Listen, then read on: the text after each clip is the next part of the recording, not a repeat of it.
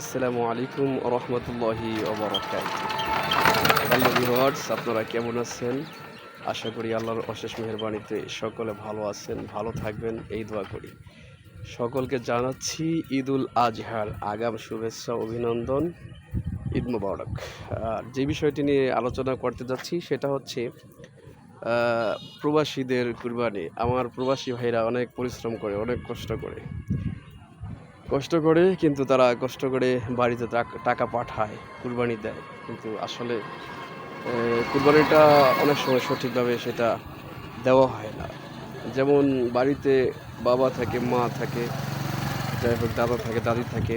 প্রবাসী ভাইরা কী করে টাকা পাঠায় এবং বাবার নামে কুরবানি দেয়, অর্থাৎ বাবার জন্য কুরবানি দেয় অথবা মার জন্য কুরবানি দেয় অথবা ফ্যামিলির কারোর জন্য কুরবানি দেয়। কিন্তু আসলে মূল হচ্ছে আপনি প্রবাস থেকে টাকা ইনকাম করছেন, কুরবানি ওয়াজিব হচ্ছে আপনার উপরে। আপনি আগে কুরবানি দিবেন, আপনার হক আগে আদায় করবেন, তারপরে হচ্ছে আপনি যদি পারেন, আপনার সাধ্যে হয় তাহলে সেটা আপনি ফ্যামিলির অন্য কারো জন্য কুরবানি করবেন।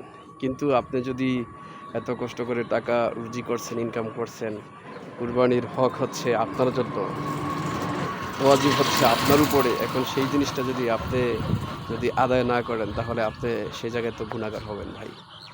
তো যাই হোক, যেটা বলতেছিলাম, আমাদের এটা আমাদের না বোঝার বিষয়, অর্থাৎ এটা আমরা বুঝি না বোঝার কারণে এই ভুলগুলো হয়ে থাকে। তাই সকল প্রবাসীদেরকে বলবো, আপনারা অনেক পরিশ্রম করেন, অনেক কষ্ট করেন। আপনারা কুরবানি আপনাদের নিজের জন্য আগে দিবেন, তারপর আপনাদের তৌফিক অনুযায়ী আপনারা ভাই ব্রাদার যার জন্য, বাপ মা যারা আসছে তাদের জন্য আপনারা দিবেন। আল্লাহ তাআলা আমাদেরকে কুরবানির সঠিক হক আদায় করার তৌফিক দান করুক, এবং যাদের উপর কুরবানি ওয়াজিব হয়েছে তারা যেন আমরা সকলে দিতে পারি। আর যাদের উপর কুরবানি ওয়াজিব হয় নাই, আল্লাহ যেন তাদেরকে কুরবানি দেওয়ার জন্য আল্লাহ তৌফিক দান করে। আমিন। ওয়া আখিরু দাওয়ানা আলহামদুলিল্লাহি রাব্বিল আলামিন। আসসালামু আলাইকুম ওয়া রাহমাতুল্লাহি ওয়া বারাকাতুহু। সকলে ভালো থাকবেন। আল্লাহ হাফেজ।